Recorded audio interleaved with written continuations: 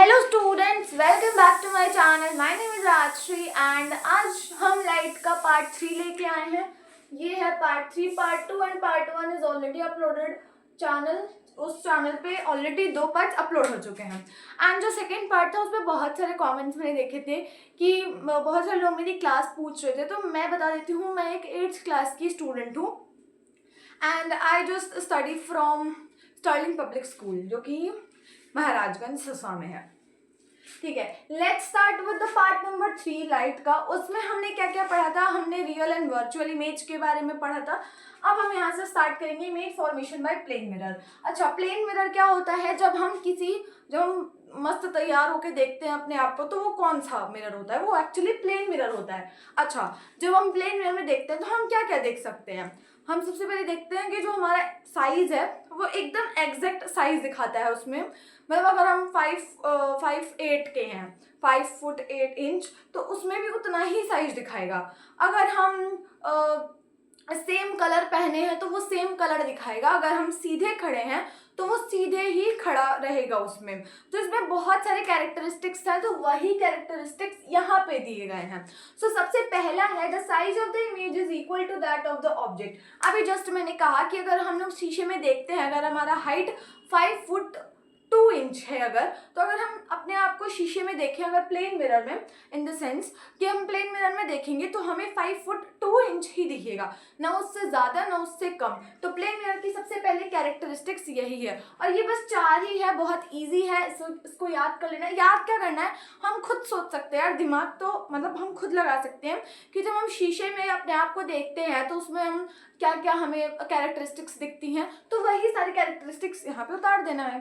तो सबसे पहला समझ में आ गया, साइज सेम होता है। Second is the image is formed as far behind the mirror as the object is in front of it. जितना दूरी ऑब्जेक्ट का रहेगा, मान लो अगर हम अपने शीशे से यानी प्लेन मिरर से 2 सेंटीमीटर दूर खड़े होके हम अपने आप को देख रहे हैं, तो वो जो शीशे में जो हमारा इमेज बनेगा वो भी 2 सेंटीमीटर दूर ही बनेगा, ना आगे ना पीछे। तो ये भी होता है कि जितना डिस्टेंस मिरर से हम खड़े हैं उतना ही डिस्टेंस मिरर से इमेज तक का इक्वल होता है image. So I hope the second point is also clear. The third point is the image is virtual and erect. अच्छा, वर्चुअल, रियल वर्चुअल हम लोग पढ़े थे। रियल क्या होता है? जो कि सच में दिखता है, सच में एक पॉइंट पे मिलता है। जैसे कि जब हम किसी सिनेमा हॉल में जाते हैं मूवी देखने, तो वो सच में एक स्क्रीन पे हम उसको ला सकते हैं। तो ऐसा इमेज जो कि हम स्क्रीन पे ला सकते हैं उसको हम रियल बोलते हैं, और वो एक्चुअली एक पॉइंट पे एक्चुअली मीट करता है उसको हम रियल इमेज बोलते हैं। अच्छा, मैंने एक चीज़ याद दिलाई थी कि रियल के साथ इन्वर्टेड दिमाग में चिपका लो कि रियल के साथ अगर जहाँ रियल दिखा वहाँ पे इन्वर्टेड तो लिख के आएंगे, तो रियल इन्वर्टेड। रियल के साथ ना कभी इरेक्ट हो सकता है ना वर्चुअल हो सकता है, हमेशा रियल के साथ इन्वर्टेड ही चिपकेगा, मतलब चिपकेगा।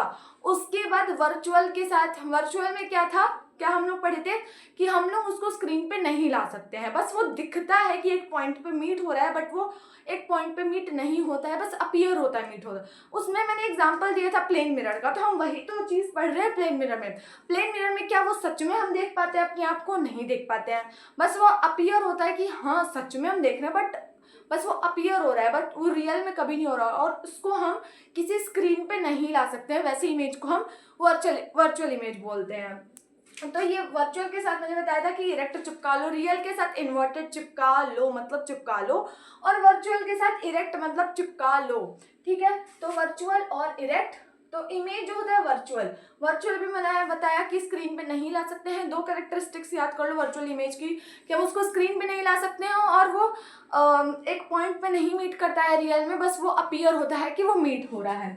तो और इरेक्ट मतलब होता है सीधा, मतलब कि जब हम अपने आप को शीशे में देखते हैं तो अगर हम खड़े हैं तो क्या हम उल्टे दिखेंगे, हमारा पैर ऊपर हो जाएगा सर नीचे? नहीं, ऐसा नहीं होता, क्योंकि जब हम अपने आप को प्लेन मिरर में देखते हैं तो हम सीधा ही अपने आप को देखता है, तो सीधा यानी इरेक्ट। तो वर्चुअल के साथ इरेक्ट चिपका लिए, रियल के साथ इन्वर्टेड चिपका लिए, ठीक है। Next point is the image is laterally inverted. मैंने पिछले वीडियो में बता दिया था लेटरली इन्वर्टेड क्या होता है। अगर हम शीशे में अपना राइट हैंड दिखाएंगे तो उसमें जब हम देखेंगे साइड, तो वो कौन से साइड में हो जाएगा, वो लेफ्ट साइड दिखेगा। तो वही होता है left and right, sorry right का लेफ्ट हो जाएगा, लेफ्ट का राइट हो जाएगा। यहाँ पे एक बार और बता देती हूँ, लेटरल इन्वर्जन क्या होता है, राइट का लेफ्ट, राइट का लेफ्ट और लेफ्ट का राइट, ठीक है, यही होता है लेटरल इन्वर्जन में। I hope the 4 points are clear to you. एक बार और रिवाइज करा देती हूँ। इमेज फॉर्मेशन प्लेन मिरर में कैसे होता है, जितना साइज हमारा होगा उतना ही साइज उसमें दिखेगा, यानी the size of the image is equal to that of the object. जो इमेज है फॉर्म हो रहा है वो इक्वल डिस्टेंस, अगर हम शीशे से 2 सेंटीमीटर दूर खड़े हैं तो वो जो इमेज बनेगा वो 2 सेंटीमीटर दूर ही बनेगा, ना कम ना ज्यादा। So the image is formed as far behind the mirror as the object is in front of it. जो इमेज होता है वो वर्चुअल होता है और इरेक्ट होता है। वर्चुअल के साथ इरेक्ट चिपकाना पड़ेगा, यहाँ पे वर्चुअल लिखा है ना, तो इरेक्ट बस अपने आप से लिख देना। वर्चुअल मतलब होता है कि वो एक, उसको हम स्क्रीन पे नहीं ला सकते, वो बस वो अपीयर होता है मिलते हुए, बट एक्चुअली में वो मीट नहीं करते हैं। और इरेक्ट यानी सीधा, हम शीशे में देखते हैं अपने आप को, अगर हम सीधा खड़े हैं तो वो सीधा ही उसमें दिखेगा। The next is laterally inverted है, यानी राइट का लेफ्ट दिखेगा शीशे में और लेफ्ट का राइट दिखेगा। वही यहाँ पे एक टॉपिक था lateral inversion, which is right का लेफ्ट एंड लेफ्ट का right. The next topic is multiple reflection. So what is multiple reflections? बच्चे इसमें काफी कंफ्यूज हो जाते हैं कि रिफ्लेक्शन तो हो रहा है बट मल्टीपल रिफ्लेक्शंस का क्या मतलब है। सो मैं बताती हूँ। When two plane mirrors M1 and M2, ये मत डालना ये क्या आ गया, ये बस एक मिरर का नाम लिया है, जैसे तुम्हारा नाम कुछ भी होगा यार, नाम तो सबका है ना, तो वैसे ही एक मिरर का नाम M1 है, एक मिरर का नाम M2 है, are held at some angles at one another and an object O is placed in between them, many images are seen। Oh my god, ये तो समझ ही नहीं आ रहा है। मैं बताती हूँ। मान लो जैसे एक्यूट एंगल होता है, किस पे होता है, 60 डिग्री पे, या फिर एक राइट एंगल ले लो। मान लो ये ऐसे राइट एंगल ऐसे होता है ना, ठीक है। मान लो अगर इसी को हम ये मिरर ले लेते हैं, ठीक है, ये क्या हो गया, ये मिरर हो गया, और ये क्या हो गया, M1 इसको मान लिया, एक मिरर का नाम है, जैसे सबका नाम सोहन मोहन होता है, और ये हो गया M2, ठीक है, 2 मिरर का नाम ले लिया। फिर कह रहा है I held at some angles at one another, एक के ऊपर एक एंगल हम ऐसे रख दिए, मान लो अगर an object is placed in between them, एक ऑब्जेक्ट को उसके बीच में रख दिया गया है। क्या किया गया है, एक ऑब्जेक्ट को उसके बीच में रख दिया गया, मान लो यहाँ पे ऑब्जेक्ट को रख दिया गया है। चलो हम एक काम करते हैं, हम ना 60 डिग्री का एंगल लेते हैं, ठीक है। एक्यूट एंगल सबको आता है बनाने, ये होता है एक्यूट एंगल। तो वो क्या होता है, ऐसे हम उसका एंगल एक रिफ्लेक्शन बना देते हैं, बिकॉज बिना रिफ्लेक्शन के इमेज बनेगा ही नहीं, ठीक है। मान लो ये बना दिया हमने, क्या, एक्यूट एंगल। ये कितने डिग्री का होता है एक्यूट एंगल, जरा बताना। एक्यूट एंगल तो होता है 0 डिग्री से 90 डिग्री तक। तो मान लो अगर हम इसको 60 डिग्री का एक एंगल बना लिए, और क्या कह रहा है, एक ऑब्जेक्ट O है, उसको उसके बीच में प्लेस किया गया है, बिटवीन देम। तो यहाँ पे मान लो इन दोनों के बीच में यहाँ पे ये कर दिया गया, मेनी इमेजेस आर सीन। तो हम ऐसा करेंगे ना, तो एक इमेज नहीं दिखेगा, जैसे हम अपने आप को देखते हैं ना, रिफ्लेक्शन होता है तो एक इमेज दिखता है, बट यहाँ पे नहीं दिखेगा, क्योंकि इसीलिए इसका नाम मल्टीपल रिफ्लेक्शंस है। मैं एक बार और समझा देती हूँ। जब कोई दो रिफ्लेक्टिव सरफेस कुछ एंगल पे ऐसे फिक्स किया जाता है और उसके बीच में कोई ऑब्जेक्ट को प्लेस कर दिया जाता है, तो बहुत सारे इमेज बनते हैं।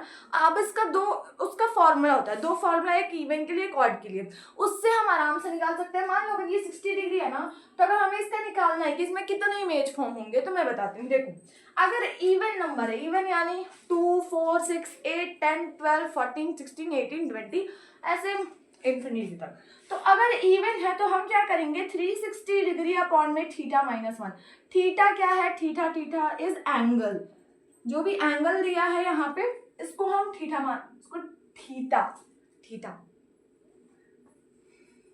इसको हम थीटा मान लेते हैं। ये 60 डिग्री है तो यहाँ पे हम इसके जगह 60 डिग्री रखेंगे, तो ये 360 डिग्री अपॉन में थीटा माइनस 1, ये इवन के लिए होता है। और अगर ऑड है तो बस -1 को हटा दो, 360 डिग्री अपॉन में थीटा। थीटा क्या होता है? एक एंगल होता है। एंगल कौन सा? जो यहाँ पे हम एंगल लेके इमेज बना रहे हैं वो होता है। तो चलो एक बार हम इसको सॉल्व करके देखते हैं कि इसमें कितने इमेज फॉर्म होंगे। 60 डिग्री दिया है, 60 डिग्री क्या होता है? इवन होता है, ऑड होता है? इवन होता है, ऑड होता है? ओ माय गॉड, ये तो इवन होता है। तो इवन दिया है तो क्या करेंगे, 360 डिग्री अपॉन में थीटा क्या दिया है? 60 डिग्री, एंड थीटा मतलब एंगल, जो भी यहाँ पे एंगल दिया उसको रखना है। यहाँ पे 60 डिग्री और इवन है तो -1 होगा। और अगर यहीं पे 59, 57, 55 ये सब रहेगा तो ये ऑड नंबर है, तो इसकी जगह हम -1 नहीं करेंगे, तो यहाँ पे हम बस -1 कर देंगे। अब इसको खुद से सॉल्व कर सकते हैं ना हम लोग। कर लोगे सॉल्व कर दूँ? देख लोगे कैसे सॉल्व होगा। 60, पहले इसको हम कट कर लेते हैं, तो 0 से 0 कट गया, 6 6 36, 6 - 1 बचा, 6 - 1 = 5। तो यहाँ पे कितने इमेज बन जाएंगे? 5 इमेज बनेंगे। तो ऐसे ही हम क्वेश्चंस कर सकते हैं। मान लो अगर यहाँ पे दे दिया होता 90 डिग्री का एंगल, यहाँ पे बना दिया हमने, ये 90 डिग्री बन रहा है। यहाँ पे ऑब्जेक्ट प्लेस कर दिया गया, ये है 90 डिग्री। यहाँ पे इमेज कितने बनेंगे तो देख लेते हैं। 360 डिग्री अपॉन में 90, -1 की क्या ऐसे ही छोड़, ये वाला फॉर्मूला यूज होगा कि ये वाला? ऑब्वियस सी बात है ये होगा। क्यों? क्योंकि 90 जो है वो एक इवन नंबर है। -1 कर देंगे, यहाँ से काट लो 9। चलो बताओ, टेबल याद है टेबल की भूल गए? 9 4 जा 36, 3 4 आ जाएगा, एंड यहाँ पे ये 0 से 0, 9 4 जा 36, 4 - 1 = 3। तो यहाँ पे कितने इमेज दिख जाएंगे हमें? यहाँ पे हमें 3 इमेज दिख जाएंगे। So this is the topic of multiple reflections. एक बारी और रिवाइज करा देती हूँ। अगर कोई दो मिरर किसी एंगल पे फिक्स किया गया है, जैसे कि सपोज 60 डिग्री एंगल पे, 90 डिग्री, 120 डिग्री, ऐसे एंगल पे फिक्स किया गया है और उसके बीच में ऑब्जेक्ट को रख दिया गया है, तो बहुत सारी इमेज दिखते हैं। उसको निकालने के लिए इवन के लिए एक फॉर्मूला और एक ऑड के लिए फॉर्मूला है। इवन के लिए क्या होता है? अच्छा, ये पहली बात, एन क्या है? एन जो होता है वो होता है number of images. Number of images निकालने के लिए हम क्या करेंगे? 360 डिग्री अपॉन में थीटा -1 फॉर इवन। थीटा क्या है? वो एंगल है, जितना एंगल पे हम रखे हैं, उस जो मिरर को फिक्स किए हैं वो कितने एंगल पे फिक्स है, वहां पे थीटा का वैल्यू रखते हैं। 360 डिग्री अपॉन में थीटा -1। एन क्या है? नंबर ऑफ इमेज, ये होता है इवन के लिए। ऑड के लिए क्या होता है? एन = 360 डिग्री अपॉन में थीटा, बस यही होता है ऑड के लिए। थीटा क्या होता है एक बार और बता रही हूँ, जब हम किसी मिरर को किसी एंगल पे रख रहे हैं तो वो कितना एंगल पे हम उसको फिक्स किए हैं वहां पे थीटा का वैल्यू रखते हैं। एन क्या होता है? नंबर ऑफ इमेज होता है। बस यही टॉपिक था मल्टीपल रिफ्लेक्शंस का। अच्छा, एक टॉपिक होता है कलाइडोस्कोप। देखो स्टूडेंट्स, मैं कलाइडोस्कोप का टॉपिक नहीं लेके आई हूँ क्योंकि वो आई नो बहुत आसान है, वो रीड कर सकते हैं हम। उसमें क्या होता है कि जब हम 3 मिरर का यूज़ करते हैं, वो 60 डिग्री पे उसको एंगल को फिक्स करते हैं, वो एक टॉय में यूज़ किया जाता है जिसको हम कलाइडोस्कोप बनाते हैं, और वो बहुत ब्यूटीफुल पैटर्न बनाता है। और एक चीज़ ये याद रखना है उसमें कि जब हम उसमें एक बार पैटर्न बन गया तो वो दोबारा उसमें फिर पैटर्न नहीं बन पाएगा। जब हम 60 डिग्री का एंगल फिक्स कर दिए, एक बार पैटर्न बन गया, फिर दूसरी बार नहीं बनेगा। बस इतना छोटा सा कलाइडोस्कोप का टॉपिक है। अब जो नेक्स्ट टॉपिक स्टार्ट होने वाला है वो है सबसे important topic of this chapter, reflection of light का सबसे इंपॉर्टेंट टॉपिक है, विच इज स्फेरिकल मिरर, जिसमें हम concave lens, convex lens, concave mirror, convex mirror, ये सब पढ़ने वाले हैं। तो let's start with the topic.